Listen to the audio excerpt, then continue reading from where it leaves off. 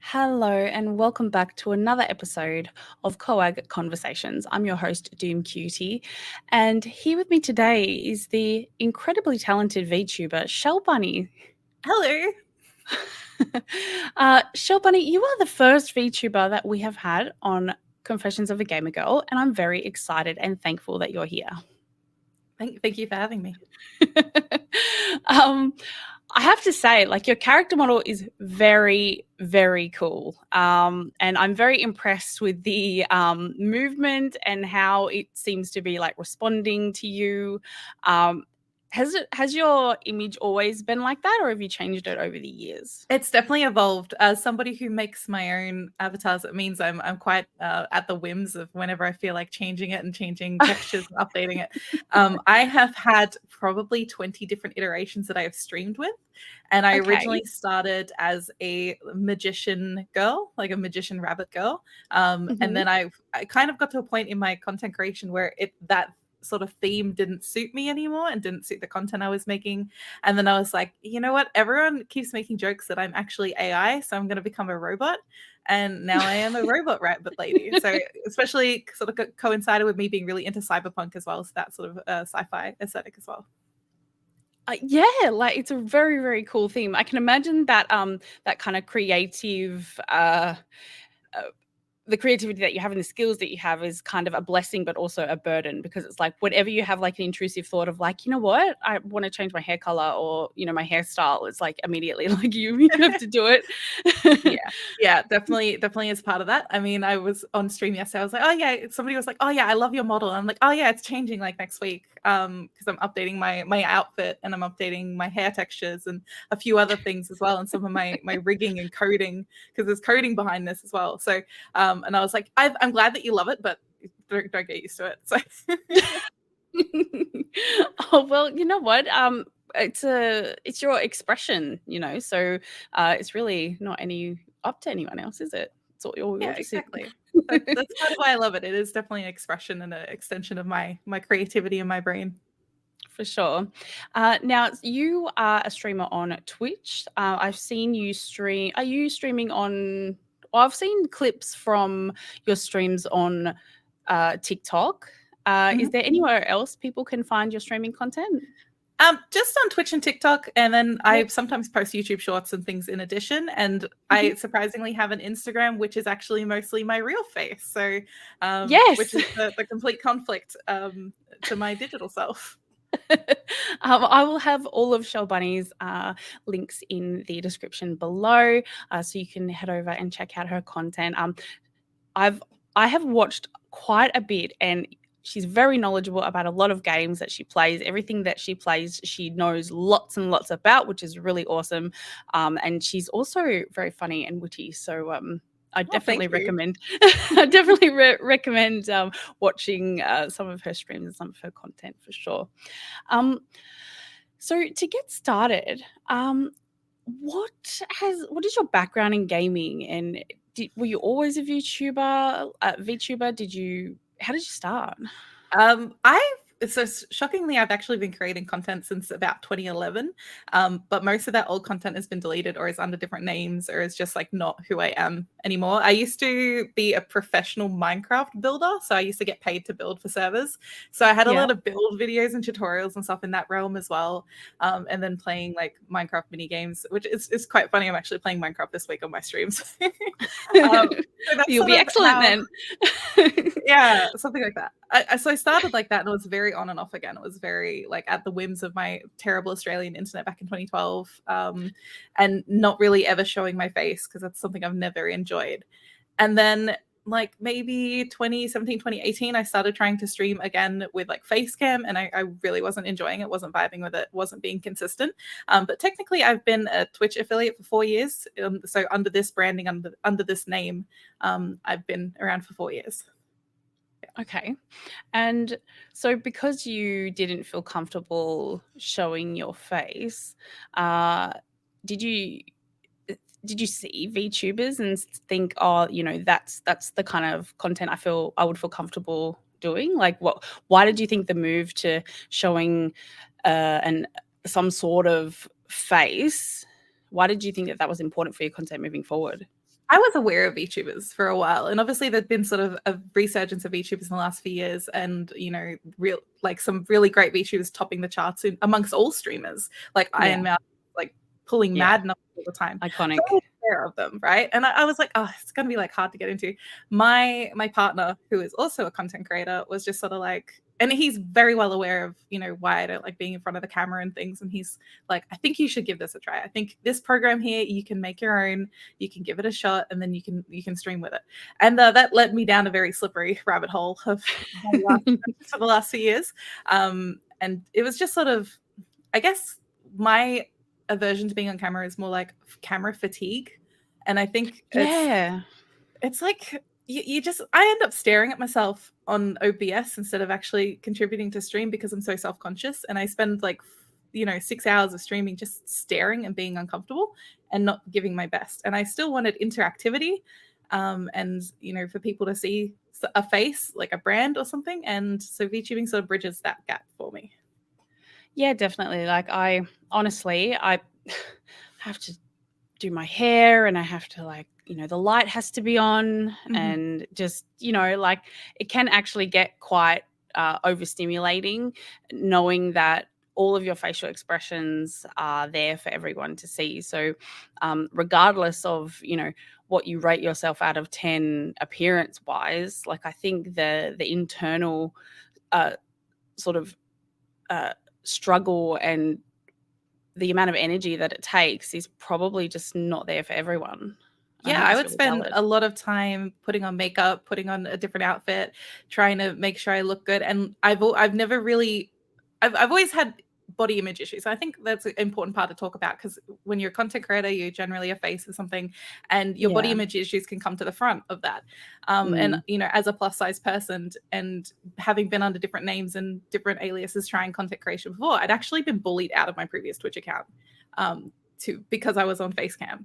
So it got me to a point of like that seriously affected how I wanted to participate in the community as Shellbunny until I found VTubing. Yeah. It's such a big part of content creation, and I would say it's predominantly an issue that a lot of women do face. Looking a certain way, showing up a certain way, having a lot of people comment on your body, some things that you can't even like change about yourself. Like I don't think people actually realize that there's a person behind that photograph, and actually there's a story behind that. So there could be a lot of reasons why a person looks a certain way. I recently, one of the episodes of the podcast, it was the first episode that we had to cancel it because I actually went to hospital as I had like a massive allergic reaction. So there's some medication that I'm taking that increases histamines. And I've never had this kind of allergic reaction before, and my face was like bright red and it was really puffy. And do you know what all I thought about was what I look like, and the fact that I had to like show up on camera for the podcast.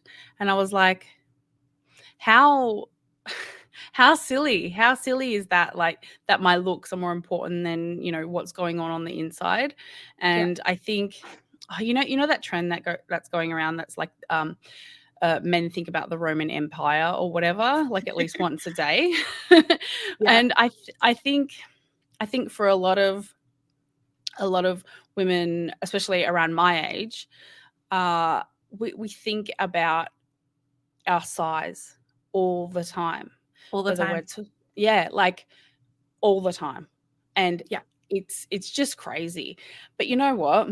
I'm here today. I have lip balm on. I don't have a thing of anything on my face. You look gorgeous.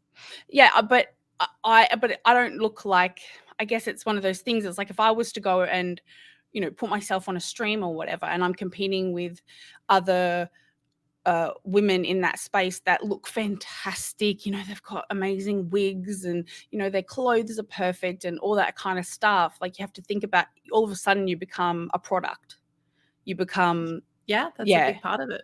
And it's really difficult to kind of remove that from your mind when you are trying to enjoy yourself and trying to share something that you love. But Yeah. you've just hacked it, Shellbunny. You've been like, you know what? I'm just going to throw that out the window, and I can look however I want in whatever universe, whatever story I want to tell about myself. And I think it's really powerful. Yeah, it definitely feels empowering. And I also know, a few of my friends who are also VTubers who I've met through the OC community who are, they have their own reasons. So some of them are VTubers because it helps with their gender presentation as well. They feel more comfortable if they're a trans person, or they might feel more comfortable just because they're neurodivergent and, might be autistic and they might struggle with cameras. I'm sort of in that category. There's just so many reasons why people do it, and I just think it's such an empowering tool that I think everybody who is a face cam streamer, and we call them flesh tubers just for fun. Yes, I know. This horrible word. I think that everyone who is a face cam streamer should also consider maybe even having like a little cartoon character PNG tuber that they switch to when they're not feeling great, so that they can have that interactivity. And I'm always happy to teach people how to do that, because that's knowledge should be shared, and it's something that should make people feel comfortable. Yeah, definitely. Well, I think, bravo to you for, keeping at it despite the backlash from a very unwelcoming community. That's incredibly hard to do. So thank you. Thank you. Yeah, I'm very lucky. I have a really good support network, and living in a very small house with another streamer, it kind of really, really pushes it. So it's a joint effort sort of thing. Well, that's good. And I think was that one of your strategies when you were going through this, like keeping in touch with the people who do matter and, kind of prioritizing their feedback rather than the feedback of strangers or people you barely know on the internet? Yeah, I'm pretty lucky that I had a good community already via my partner's community, and also from other attempts at streaming, but also just being around on the internet for a long time. So when I did start streaming with a VTuber, I had a lot of support, and a lot of people sort of going, well, I don't like this aspect of your character, but you could do this, this, and this, and sort of helping me evolve the character over time as well. And, giving me feedback on things they enjoyed, just help build it. Especially now, I can custom code different sort of alerts and things that they can interact with. Like, they can throw me across the screen. Yes, I saw that. Yeah. And they're just like, oh, I wish I could do this. I'm like, I can actually do that. I can totally write that code. Like, if you guys have any other ideas, it's always sort of a community effort, and they love it. And it's a big part as well. We did a panel of PAX for VTubers, which was insane, because we live motion captured 5 people on stage at a time. Which is nuts.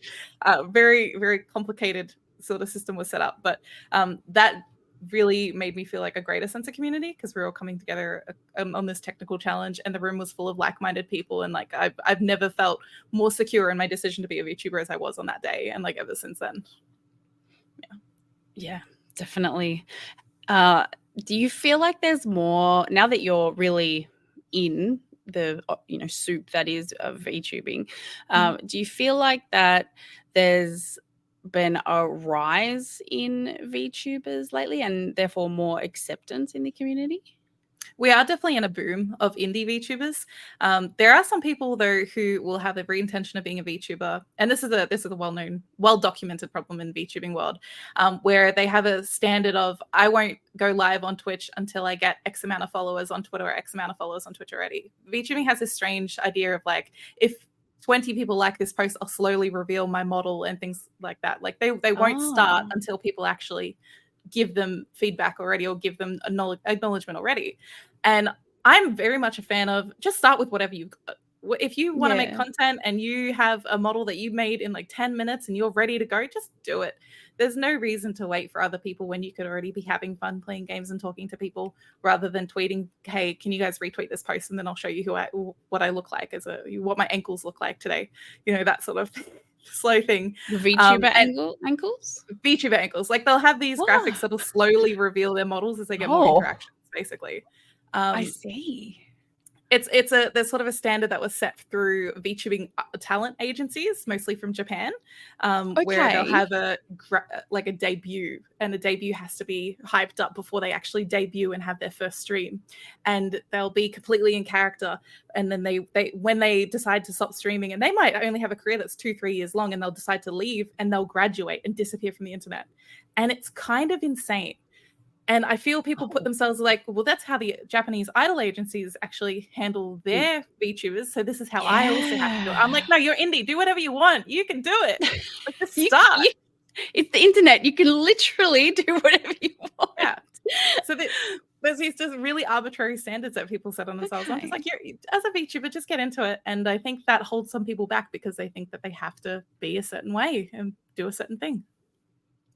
Yeah, definitely. I mean, I've even noticed, like, and maybe it's just the VTubers that I've been exposed to, but it's always quite a similar style. It's that very anime, cartoon kind of vibe. Or I did see one VTuber in a teacup as an animal. So is it usually animals or humanoids that are kind of like anime style? Because I haven't Definitely. seen anything else. Yeah. Yeah. So all of the big idol agencies that popularize VTubing are based in Japan and have anime models. And Okay. most of them are 2D. So 3D, being a 3D model is actually kind of in the minority, and that's what I am. Mhm. But the standard for a lot of people is a very highly detailed 2D model that looks like it was screen grabbed straight out of an anime, and Mhm. is, a lot of the times they're Japanese inspired characters as well. So they might be like demon foxes and things like that. But Yeah.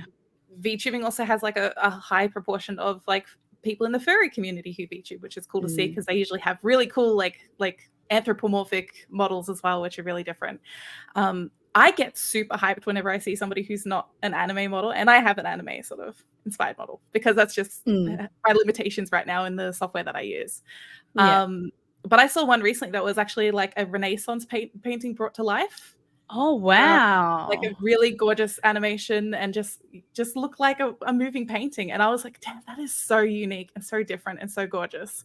I really, really hope people like that really thrive. There was another that I saw that was like a 1920s black and white cartoon, like Betty Boop style, and Oh, cool. insane, absolutely insane. Yeah, Yeah, that's amazing. People yeah. are so clever. But yeah, I guess you're right. A lot of this technology probably it does come out of Japan, and Mhm. yeah, those character models and those programs will probably have those limitations. So if you're listening and you're thinking about VTubing, maybe I don't know, try something different if you're capable. That would be Yep. really awesome. For sure. So what has been your biggest achievement in your content creation so far? Oh, so I've had a kind of a crazy year. This has been like my most high achieving year thus far. I've had a Love lot of that. Yeah. Bravo. Thank you. It's been the year of the bunny. Yep. I had like I said, the pleasure of being a panelist at PAX Mhm. on the VTuber panel, and that was tweeted out by Twitch as well because all of us were Twitch streamers, so they Yeah. celebrated that. I it was kind of interesting because we were on stage behind a screen, so nobody could actually see us because we were being motion captured onto our phones behind a screen hooked up to a laptop, like a Yeah. big black curtain.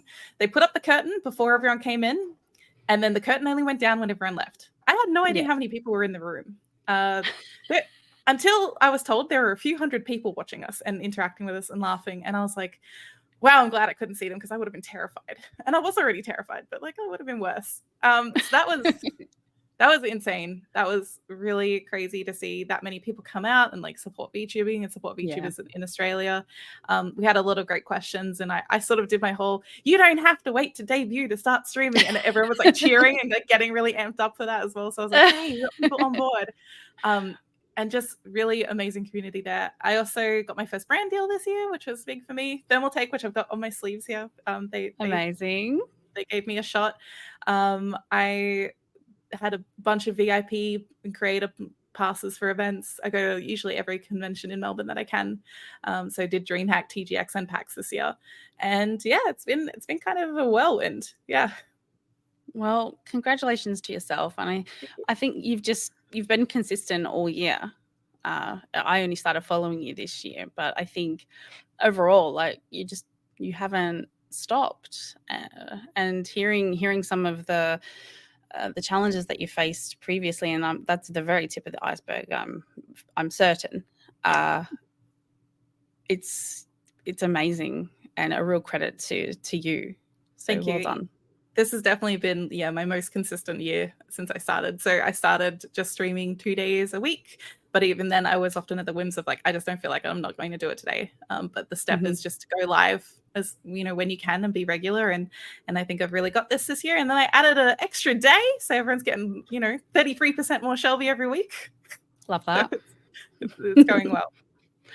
Amazing. What is your favorite part of VTubing?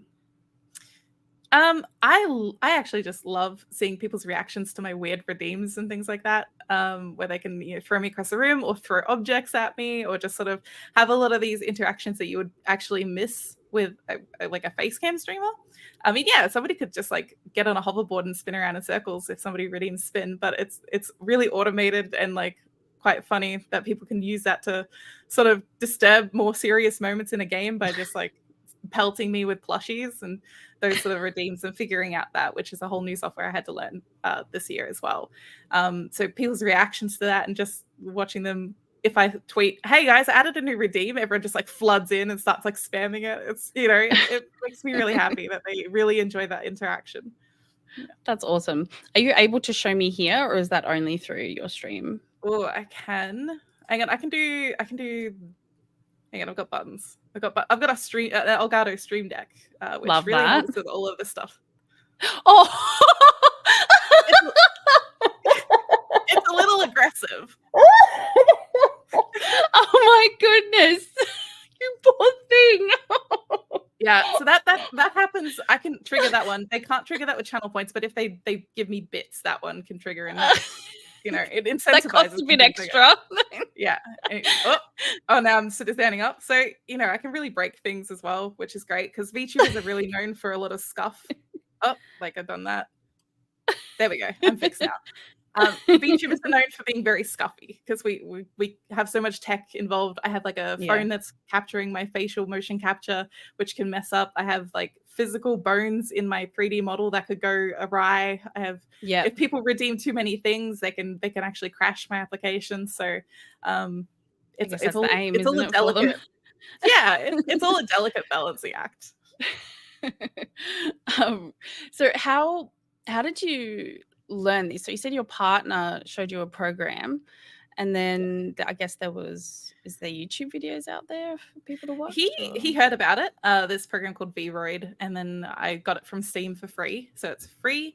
I started learning mostly by YouTube as well there's a YouTuber called Aragama Witch who's made a lot of Vroid tutorials, because not only once you make something in Vroid, that's great, you could export it and use it straight away, but to add things like the extra bones and like extra features, you have to then export into Unity and Blender and do a lot of customized work. So all that is the big learning curve. So I have what is called AR kit tracking, so it's 52 blend shapes done through an iPhone, which means I can puff up my cheeks, I can like really deform my jaw and like do some wild stuff, and that's not part of like the default, so that's all extra learning, and was a long road to get to this point.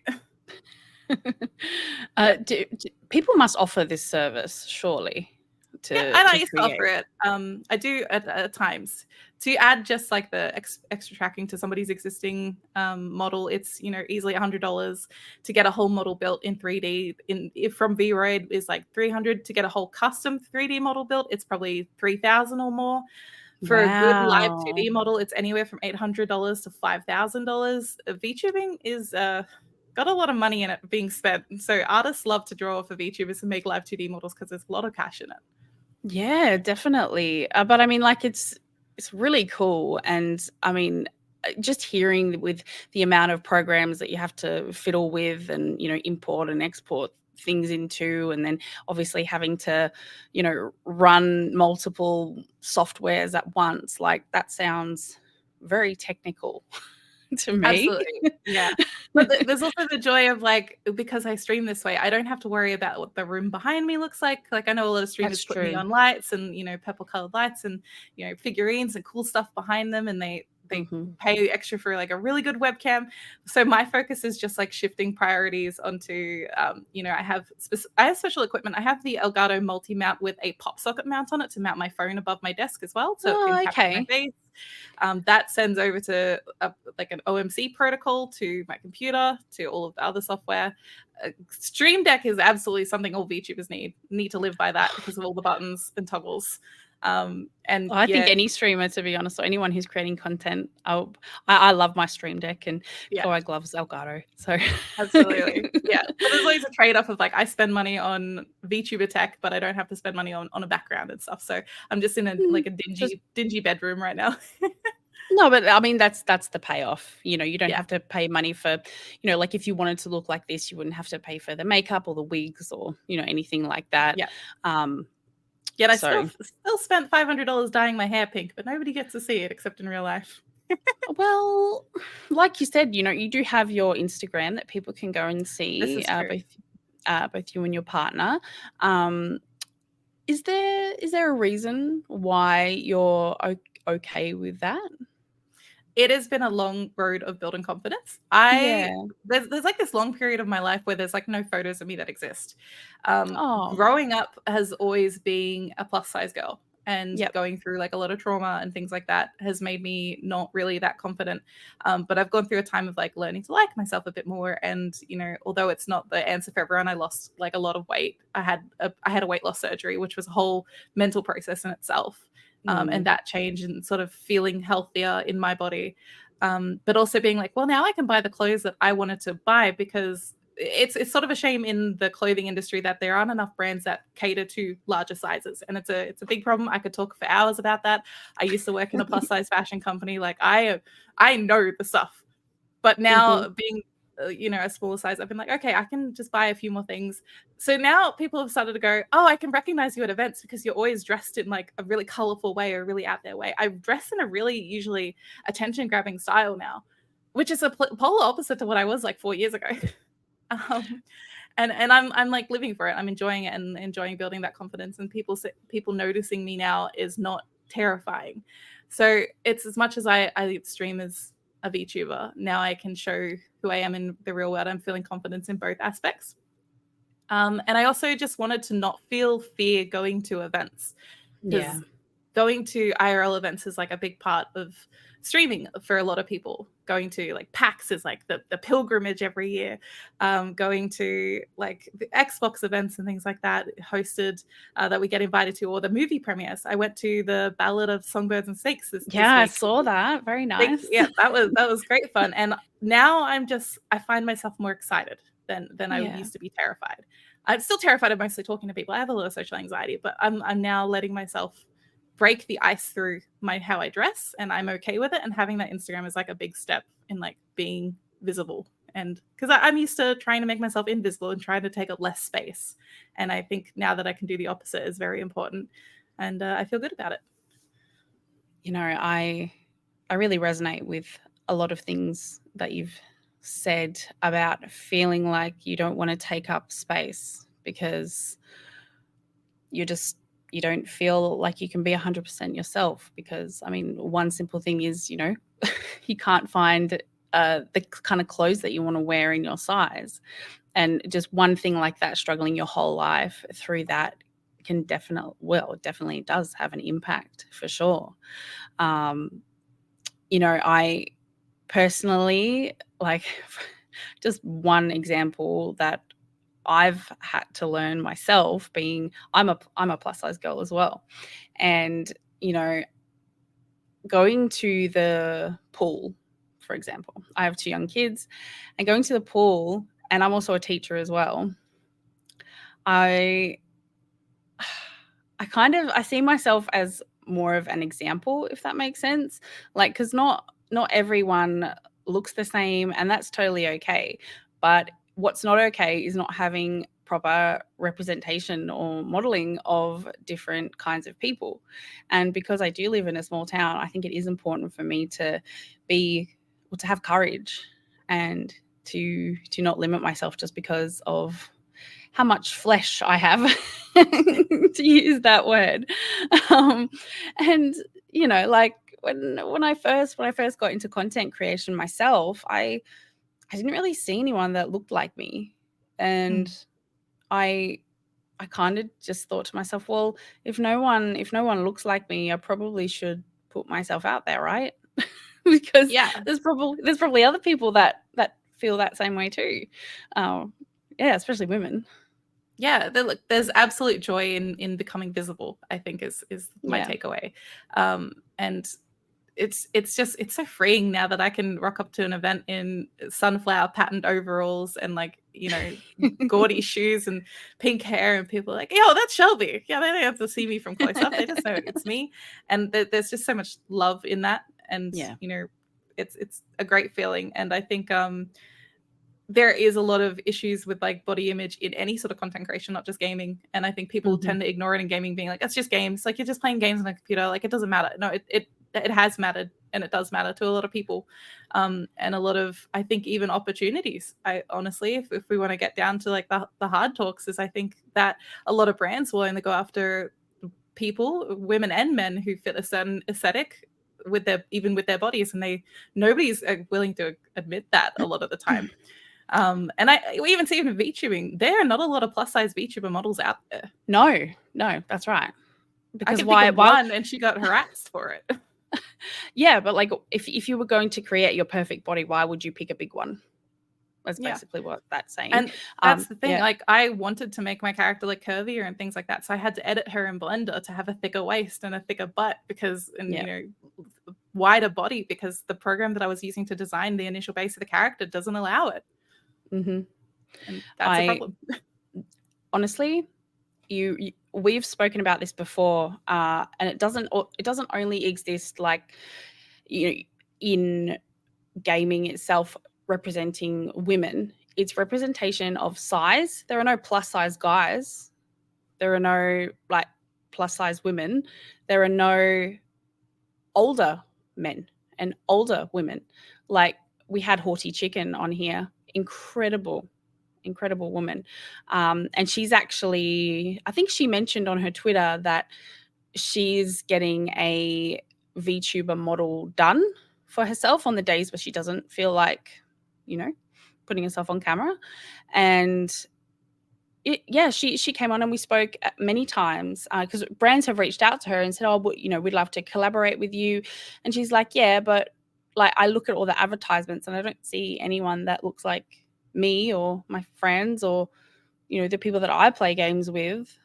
And the fact of the matter is, most of the gaming population is actually like aging, and not everyone looks like a cute kawaii, you know, ew, like we don't, you know what I mean? And so I think that's another reason why I have personally, I feel like I'm talking about too much about me, but, you know, making sure that I am on the camera, because at the end of the day, like, the real confession is there's not enough of the real out there, you know?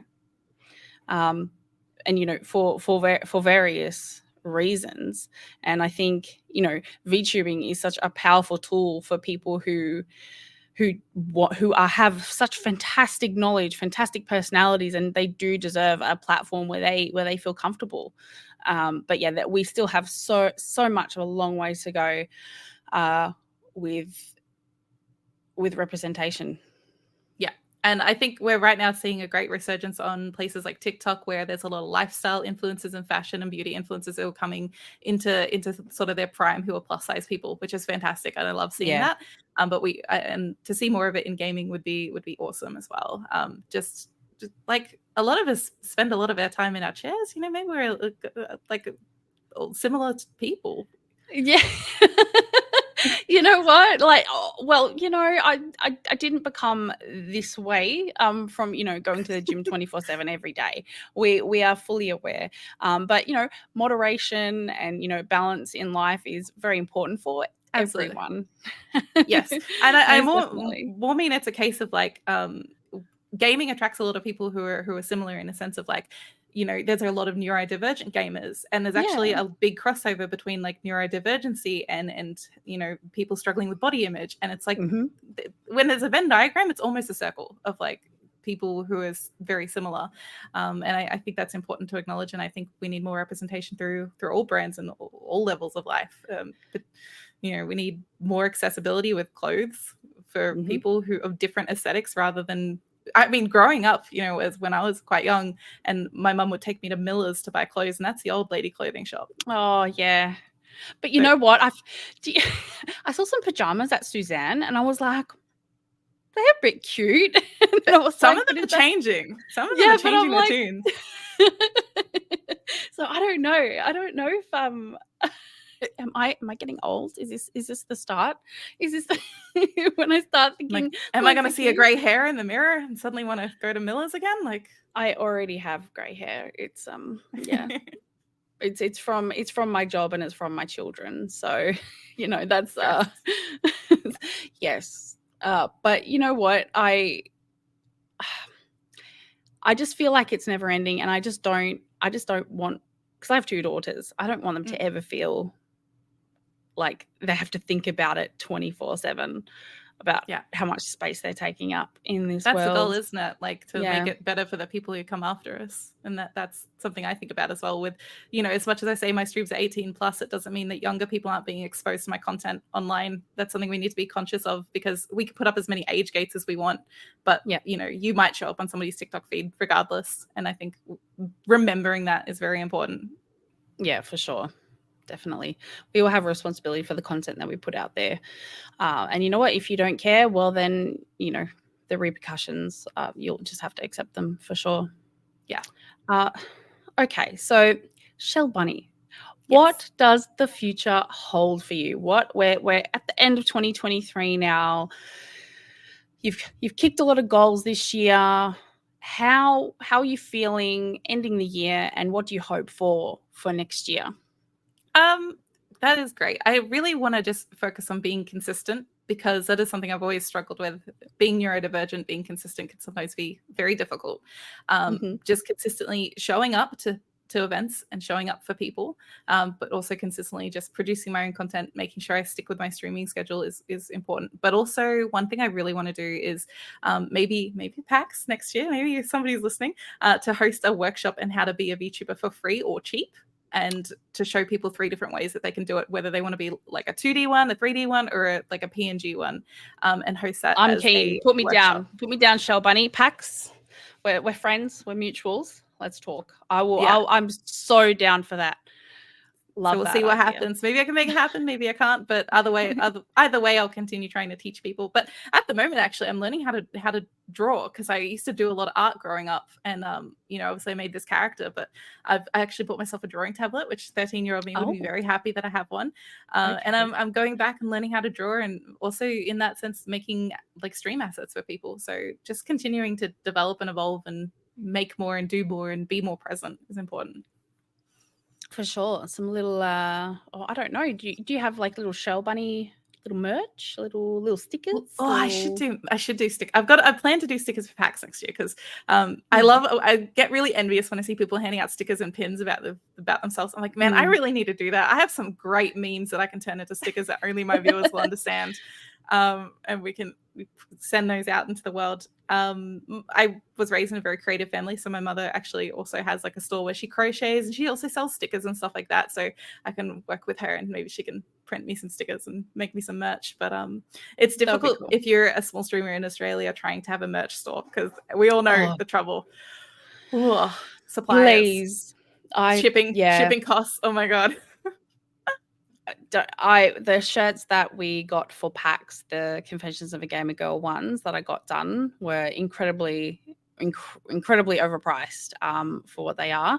And yeah, unless you've got the tools yourself, or someone, or because Officeworks just doesn't do everything that we want. So Officeworks needs to do more. They'd make a lot of money from us. I know. Need it. For sure, definitely. My partner wears a hat with his stream name on it all the time. Like, it's just his branding now. He's always wearing this damn baseball hat with his logo on the front.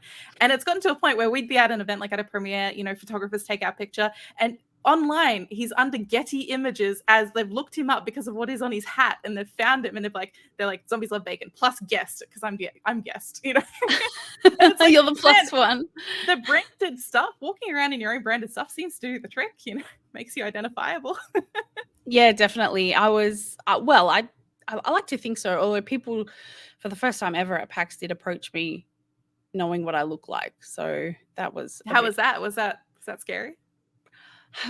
I was honestly, I was taken aback by it. You know, like obviously, you know, I get ready in the morning and I think, okay, like if someone sees me, I'm okay with what they'll see.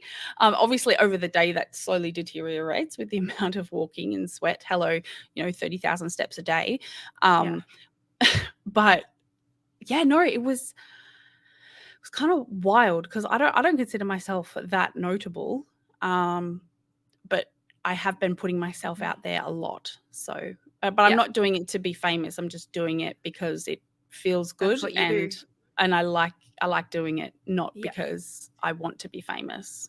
I had a wild interaction where I was just talking to a bunch of friends at a meetup, and then I tweeted earlier in the day. Every morning at PAX, I always tweet a picture of myself so people remember what I look like, because I'm a VTuber. Like my face is not always there. And I'm like, okay, guys, if you see me, feel free to say hi. And I had somebody come over to me and be like, are you Shellbunny? And I'm like, yeah. And they're like, hang on. They go over and they grab their friend by the arm and hoist their friend over to me. And they're just like, see, I told you it's her. And then, you know, I had this great interaction with somebody who was just like a bit of a sort of a fan about what I do, and was like happy to meet me, and was really, really sweet. But they weren't 100% sure. But it was very cute. No, what I am usually it's usually the opposite way around. Like the other person is really sure that I'm Doom Cutie, and but I assume that I know the person. Oh yeah, and that's when the shift of, hang on, there are people out there in the world that know what I look like, but I don't know what they look like or their name. And that was kind of the switch that I had to flick in my mind, that no, people are going to come up to you because of the content that you make, and you're not going to know who they are. Yeah, I had that as well. I have really bad facial blindness. Sometimes I really don't recognize people. And I had a few people come up and have full conversations with me. And I'm like, oh, yeah, it's great to see. And then I turned to my partner and I was like, I hate to be this person, but I have no fucking idea who that is. Like, and then he's like, oh, it's W. I'm like, I thought it was, but I wasn't 100% sure. I had to get that confirmation. But we get through the weekend eventually. If I'm in a group setting and I can't, like, let's say I know, like, I recognize a person, but I can't remember their name. And there's a person there who doesn't know who they are. This is their first time meeting them.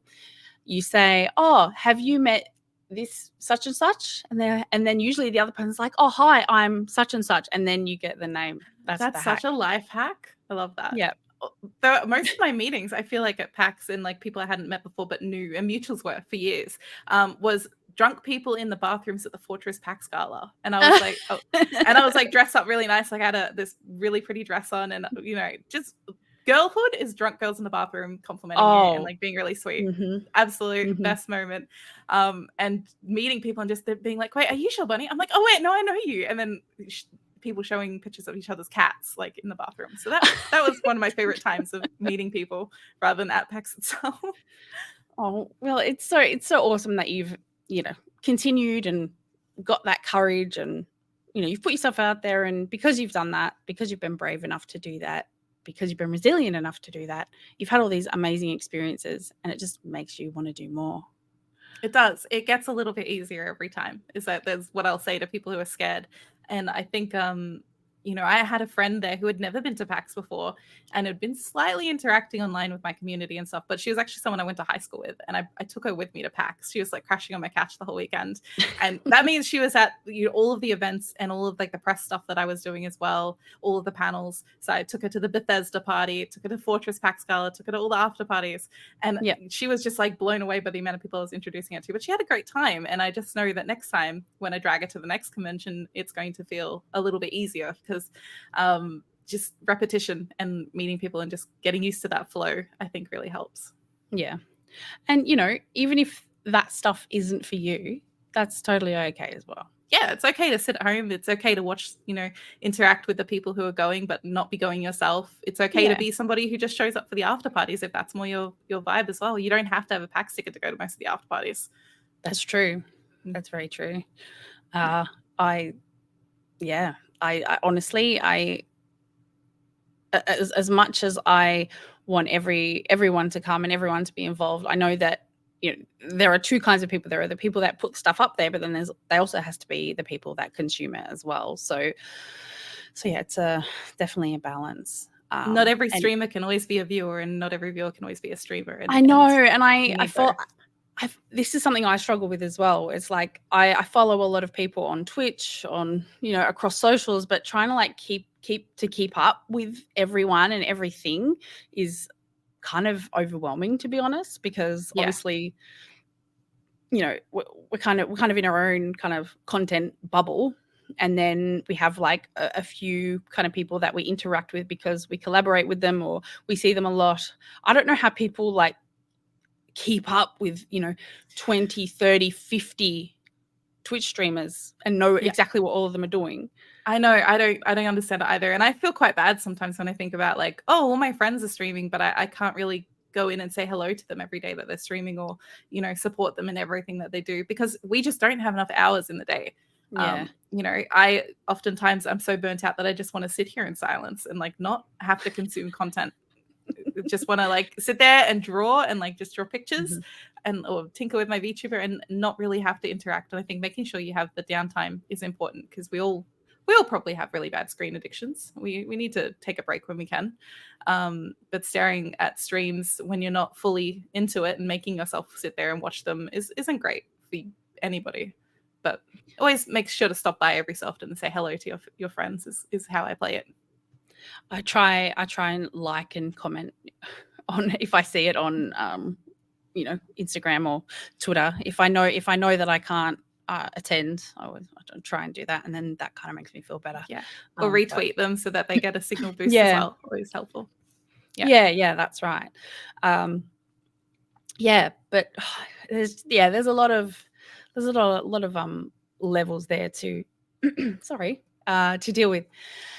But yeah, so next year, 2024, we're going to see you at TGX. Yeah. TGX and DreamHack and PAX, no matter if I have to pay for a ticket or if somebody invites me. Either way, I'm always going to be there. I live in the heart of Melbourne, so okay, it'd be weird if I didn't show up. Yeah, that'd be kind of that wouldn't be cool. And there are a lot of it makes getting there cheaper. I used to live in the country, so my first PAX I only stayed during the day. My second PAX I had to have accommodation, so it wasn't great. But then now I live in the city, which makes it a lot easier. But I also see people a lot of other events, like there was the Xbox Fan Fest event this year as well. So I ran into a lot of streamers during that. So I'm always bumping into people because I try to go to everything in Melbourne that I can. Yeah. That's amazing. What about, so your content, you're going to continue with the stream? Is there a goal of, I don't know, how many, brand collaborations you want to do? Any people you want to do collabs with? I think I thrive more on doing solo content. I think that's when I have the better reactions from people and the better interaction with my chat. I think I get really overwhelmed being neurodivergent and like having to focus on somebody else being there and having to also stream, and it makes it hard for me. So I think a lot of it's going to be solo. So I don't necessarily have a collab goal. I will be continuing to build my website. I also have a website called Pixel Nook, where I post articles about events and games that are coming up, and sometimes films. And I actually have got too many sort of indie games coming across my desk at the moment, so I've brought on some writers who are now, they have keys, they're playing games, they're writing about them. So we'll be expanding that and sharing those and spotlighting a lot of games, a lot of them Australian as well, because I love the local indie scene. Looking forward to Broken Roads when that comes out next year, because that had a little bit of delay. So there's always a lot going on, and I think for now my main goal is I want to hit the 1,000 followers on Twitch, and then I want to start streaming on TikTok consistently, because I signed up with an agency, so I have to do that. But I want to get like good at it and feel comfortable doing it, because it's an entirely different ball game to streaming on Twitch. It's a whole different sort of vibe and a whole different community and a whole different sort of approach to streaming. You can only stream games that are going to capture somebody's attention in 0.2 seconds. So like puzzle games and sort of like things they can see visually very fast, or games that are really popular work well on TikTok. And you can't swear, you can't say certain words, or you'll get shadow banned really fast, and your stream will go from 70 people down to 5. Okay. It's crazy. We have like a lot of information they've given us about like how to succeed on TikTok. So whole different beast. If you want to go down a rabbit hole, look up how the algorithm and everything works for lives on TikTok. It's insane. But yeah, just getting really good at TikTok would be fun to have a different sort of challenge, I think. Yeah, I think I personally am shadow banned on TikTok. I don't know why, but like my algorithm only shows my videos to like 300 people, and I don't know why. So yeah, and I can't go live. So 300 to 400 is like where it caps out for me too sometimes, until I have one that just pops off randomly. It's like, okay, I guess that's fine. Yeah, I don't know. It's a strange beast. Very TikTok. weird platform. Yeah, for sure. Well, yeah, that's amazing, and it seems like you're very aware of what's important for you as a person, and it's very clear that your goals and the way that you approach your work is very mindful of that. Like, it doesn't seem like you're stretching yourself too thin with your real life, your actual job, and streaming. Sometimes I am, but yeah, I have a very intense real job as well. It can be. When the servers go down, it can be. I work in tech, so. Yes, well, I suppose that would definitely help with any kind of streaming and problem solving and troubleshooting on the fly. And actually, it's sort of the other way around. I was like, I've made content online for years, and like I know a lot about computers as a result. I'm like, you should hire me. I'm a big nerd, and it worked. You know what? Yeah, totally. You know what? You miss 100% of the chances you don't take. So, and like I am, personally, I've racked up a lot of skills. Creating my own podcast, doing content. It's something that not a lot of people know how to do, or like a select section of people. And I think it comes like on your resume, hey, I know how to learn software really quickly. Like I'll figure out how to use something really fast. I know how to build a computer. That always impresses people like who don't know much about building computers. I can build a computer. It's good. And I know how to open a PDF, and you can get started. Yep. For sure.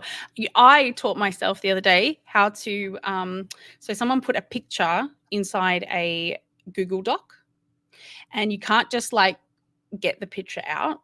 You have to, I taught myself how to do it. You have to like save it as a web file, and then you have to extract everything, and then you get the words and the pictures all separately. That's how you do it. I didn't know that. Now I know. I learned something If anyone, today. If your writers are collaborating on something and they put their pictures inside the Word doc, that's how you download it. Dang, that is really useful. I'm going to remember that, storing that in the back of my brain. under the Roman Empire, that is me thinking about pigeons. Oh my goodness. Shellbunny, you're a hoot. You're amazing. Thank you for being in this community. Thank you for sharing a little bit about your journey in content creation. Is there anything that you would like to share with people listening or watching before we finish off? Like my links, or or what I'm doing, or what to do? Can I tell them what to do? You can, yeah, sure. If you want to be a VTuber, just do it. Don't wait for a debut. That's my number one thing I tell everyone. Just do it. If you want to start streaming and all you have is a laptop and it's half broken and all the keys are missing, just do it. Just start. I have a photo for you, Shellbunny. I want to see the OG setup.